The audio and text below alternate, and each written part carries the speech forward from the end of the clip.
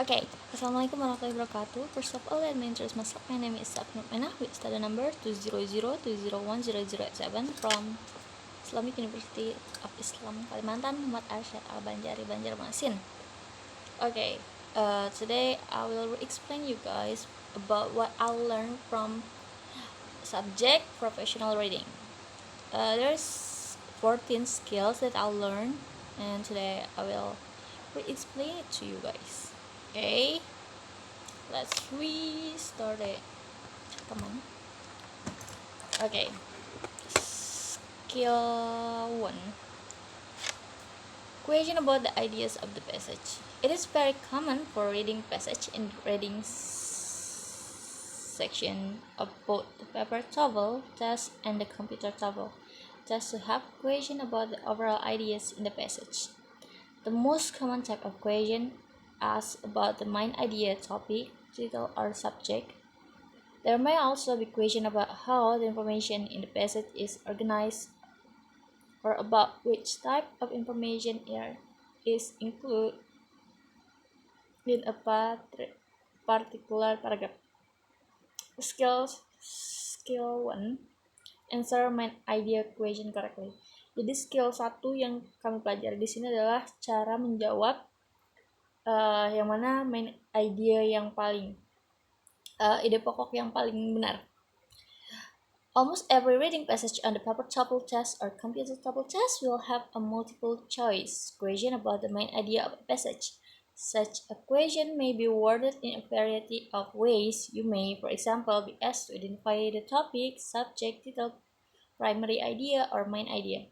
These questions are all really asking what primary point the author is trying to get across in the passage.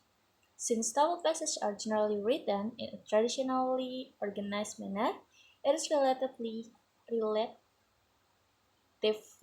easy to find the main ideas by studying the topic sentence, which are most probably found at the beginning of each paragraph.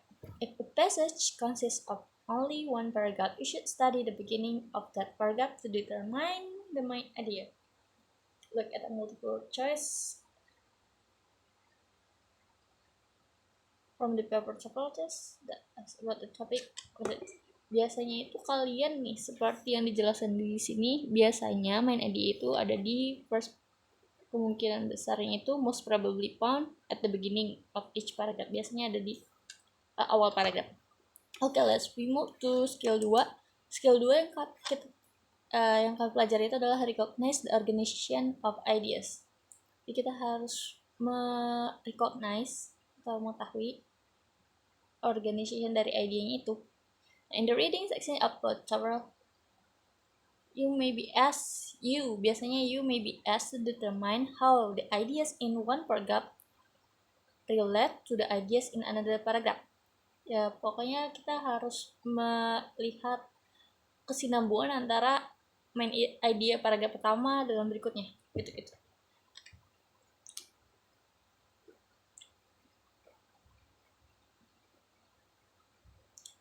Okay, let's move skill 3. Nah, skill 3 ini adalah answer stated detailed question correctly. This is the detailed question as about one piece of information in the passage rather than the passage as a whole. The answers to this question are generally given in order in the passage, and the correct answer is often a restatement of what is given in the passage. This means that the correct answer often expresses the same idea as what is written in the passage, but the words are not exactly the same. The question that test that details are generally multiple choice question. Nah, itu. Biasanya kalau yang skill 3 ini menjawab detail question correctly, state detail question correctly. Jadi kita harus jawab pertanyaan itu yang benar dengan lebih detail, harus lebih teliti, karena penggunaan katanya itu biasanya nggak sama, cuman meaningnya sama. Okay, let's move to skill 4, find unstated details. You will sometimes be asked in the reading section about the paper TOEFL test and the computer's TOEFL test to find an answer that is not stated or not mentioned or not true in the passage. This type of question really means that 3 of the answer are stated, while 1 answer is not. Nah, ini kebalikannya tadi dari yang skill 3. Kalau yang skill 3 tadi itu jawabannya sebenarnya udah ada ditulis, cuman kayak mungkin penggunaan katanya aja beda atau mungkin tetap sama sih. Tapi kalau yang skill 4, bukan. Skill 3 ini jawabannya udah jelas tertulis, cuman penggunaan katanya aja mungkin beda atau penggunaan katanya sama.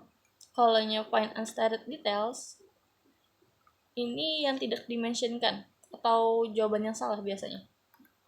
Yes. Okay, let's move to skill number 5. Skill 5, find pronoun reference. In the reading section of both, you will sometimes be asked to determine to which noun a pronoun refers. Pronoun reference questions are worded a bit differently on the paper TOEFL test and the computer TOEFL test. On the paper test, pronoun reference questions are multiple choice questions, while on the computer test, pronoun reference questions are click on question. Biasanya kalau paper, kita mengerjakan tes TOEFL yang paper itu tuh jawabannya itu pilihan ganda, sedangkan kalau di komputer test kita tinggal klik doang. Other type of pronoun reference question test the same language skill. In a pronoun reference question, it is important to understand that a noun is generally used first in a passage, and the pronoun that refers to it comes after. Whenever you are asked which noun a pronoun refers to, you should look before the pronoun to find the noun. Nah, ini tipsnya. Biasanya tuh ada penjelasan dulu, terus ada kalimat terus-terusnya it is important, yang mana it di sini menunjukkan kayak gitu-gitu dah pokoknya, the, that, they, them, siapa, kayak gitu. Nah tuh, terus kita move ke skill 6, answer implied detail question correctly. You will sometimes be asked to answer multiple choice by drawing a conclusion from a specific detail or details in the passage. Questions of this type contain the words implied, inferred, likely, or probably to let you know that the answer to the question is not directly stated. Nah, biasanya jawabannya itu not directly, tidak ditulis terang-terangan gitu loh. In this type of question, it is important to understand that you don't have to pull the answer out of thin air. Instead, some information will be given in the passage, and you will draw a conclusion from that information. Yes. And you will draw a conclusion. Pokoknya kita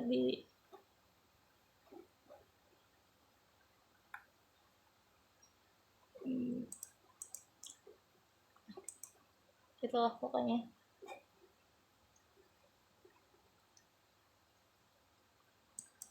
Okay, let's move to skill number 7. Answer transition question correctly.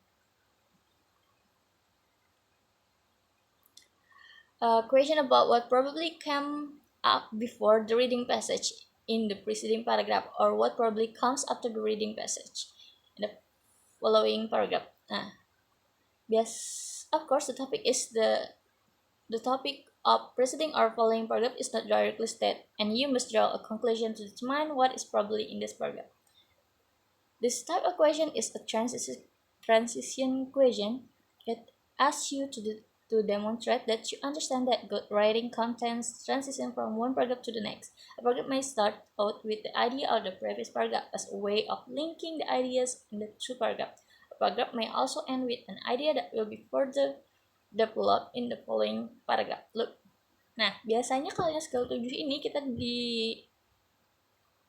cari tahu transisi dari paragraf tersebut. Misalnya kita ini ada paragraf, terus di belakang ini kosong, paragraf sebelumnya itu kosong, terus kita diminta buat cari tahu paragraf yang masih bisa nyambung jawabannya berkaitan sama paragraf berikutnya. Ya.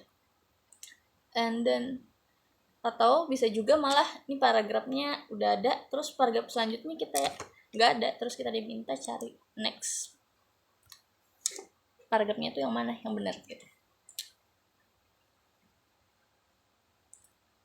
Ini note tambahan. Vocabulary question in the reading section of both chapter. There will be a number of vocabulary questions. On the paper test, the vocabulary question will always be multiple choice question. On the computer test, vocabulary question may be multiple choice question or they may be click on question. You may be asked to look at one word in a passage and click on another word with a similar or opposite meaning. Or you may be asked to click on a word with a given meaning. To answer a vocabulary question, it is of course helpful if you know the meaning of the word that is being tested. However, it is not always necessary for you to know the meaning of the word. Often, there are skills that you can use to help you find the correct answer to the question. Pertama, finding definition from structural clues. Second, determining meanings from word parts. And third, using context clues to determine meanings. Nah, biasanya ada juga pertanyaan tentang vocabulary question ini tentang kata apa sih?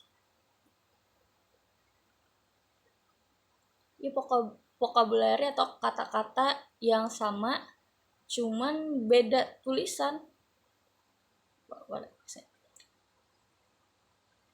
Contohnya itu probably itu kan mungkin bahasa Inggris mungkin selain probably apa? Atau ya gitulah pokoknya, tergantung opposite atau similar, sinonim atau antonim gitu. Nanti ada questionnya diminta tunjuk kata atau nulis kata yang sama atau yang beda. Let's we move to skill 8. Find definition from structural clues. When you are asked to determine the meaning of a word in the reading section of either the paper TOEFL test or the TOEFL test, it is possible that the passage provides information about the meaning of the word and that there are structural clues to tell you that the definition of a word is included in the passage. Nah, biasanya nih, skill 8 ini biasanya itu ada find definition from structural clues. Biasanya ada satu kata terus selanjutnya dijelaskan. Nanti misalnya nih, pada line berikut ini ada kata ini yang mengarahkan ke maksudnya adalah, nah, maksudnya ini biasanya sudah ada juga dalam paragraf itu atau di passage itu tadi. You got it? I hope you got it ya. Let's we move to skill 9. Skill 9, determine meaning from word parts. When you are asked to determine the meaning of a long word that you don't know in the reading section of either the paper, it is sometimes possible to determine the meaning of the word by studying the word parts. Jadi kita mencari tahu makna dari kata-kata yang susah melalui susunan katanya itu. Misalnya nih ada satu kata yang susah, tapi kita lihat struktur kata sebelumnya sama sudahnya. Yang mana yang paling cocok, yang mana kalaunya artinya adalah itu yang paling benar. That's it. Yang mana pilihan data jawaban yang paling benar, yang paling sesuai dengan kata-kata sebelum dan sesudahnya. Emang hari ini moodnya lagi agak belibet yang ngejelasin, but I still hope that you will understand. If you have any question, you can just comment. Skill 10, skill 10, use context to determine meanings of difficult words. Biasanya you may be asked to determine the meaning of a difficult word in a reading passage, a word that you are not expected to know. In this case, the passage will probably give you a clear indication of what the word means. Biasanya di skill 10 ini kalian dikasih kata-kata yang susah, tapi passage atau teksnya itu jelas dan mengasih kalian clue atau clear indikasi dari kata yang susah itu. Jadi kalian harus teliti bacanya. Because sometimes reading is about reading the whole thing. Okay. What else is we are talking about? Okay, just move ke skill 11. Use context to determine meanings of simple word. You may be asked to determine the meaning of a simple word in a reading passage, a word that you see often in everyday English. In this type of question, you should not give the normal everyday meaning of the word. Instead, a secondary meaning of the word is being tested. So you must determine the meaning of the word in this situation.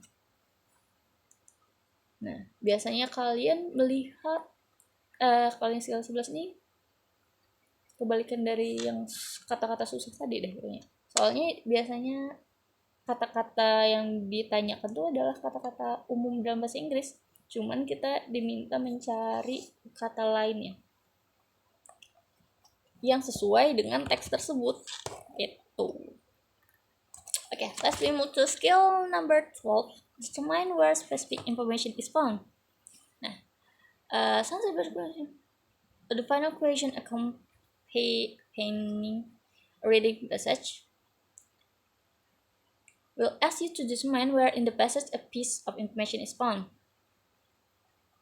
This type of question is worded differently on the paper TOEFL test and on the computer TOEFL test. On the paper test, there will be a multiple choice question that asks where certain information is found. The answer choice will list possible location for the information. On the computer test, the question asks you to click on the sentence that contains certain information. Nah, kalau ini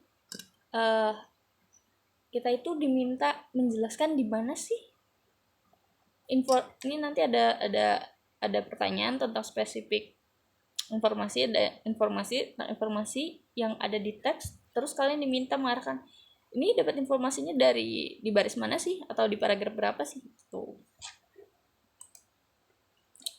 Nah, skill 13 determine the tone, purpose, or course. Dari namanya aja udah kelihatan ya.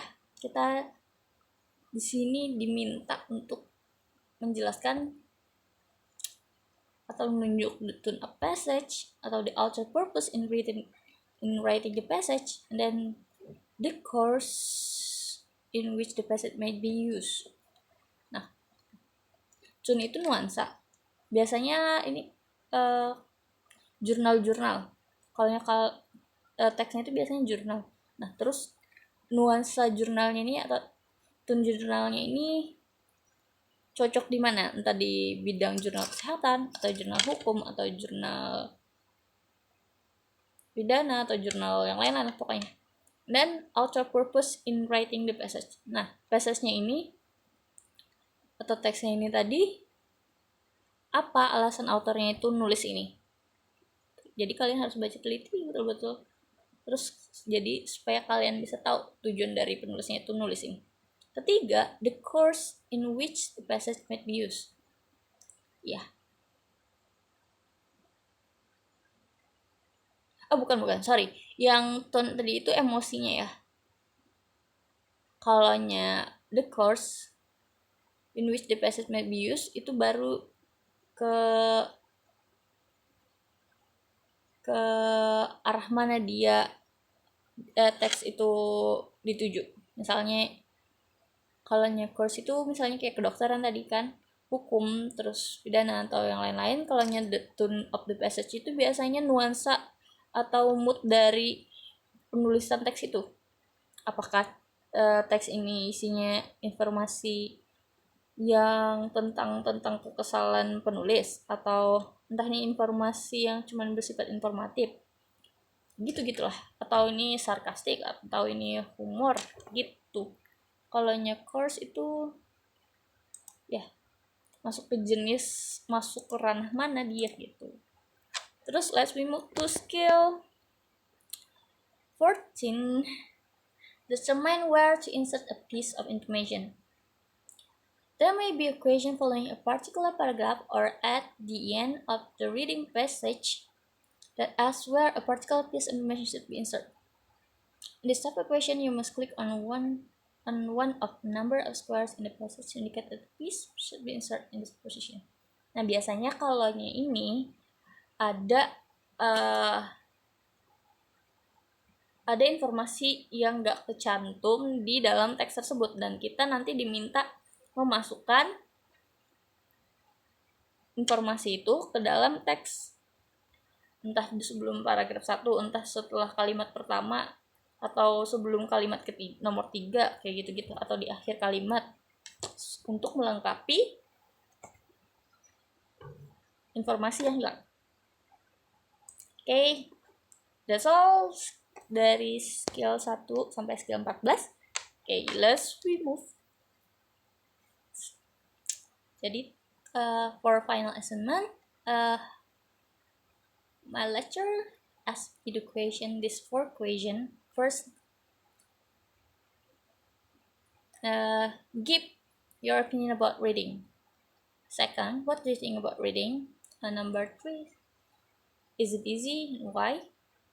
4, what is your positive after learning professional reading about TOEFL reading? Okay. This is my answer. Okay. For question number 1, my opinion about reading is it is always fun to do with your first language, and it's yet even better when you learn to read English stuff, especially TOEFL tadi ya. Yes, for TOEFL. And second, what do you think about reading? For me, it's helped me to increase my knowledge and vocabulary. It's also very challenging for me because my limitation of understanding some word vocabulary. Sometimes I also got stuck. Number third, is it easy? Why? The answer is it is not that easy to learn it, but that makes it more interesting. Long as you don't give up, I think that you still have a chance to improve. Number 4, what is your positive attitude after learning professional reading about TOEFL reading? By learning professional reading, I learn many skills. I can take many benefits inside what I read in an idea or had a message of the text. I think it will help me more in the future. And maybe after I learn professional reading, professional reading subject, I think I am more interested to read English book right now. Because I know I have limitation of my vocabulary. By reading English books, maybe it will help me more to increase my knowledge. I think that's all. Thank you so much. Goodbye. Assalamualaikum.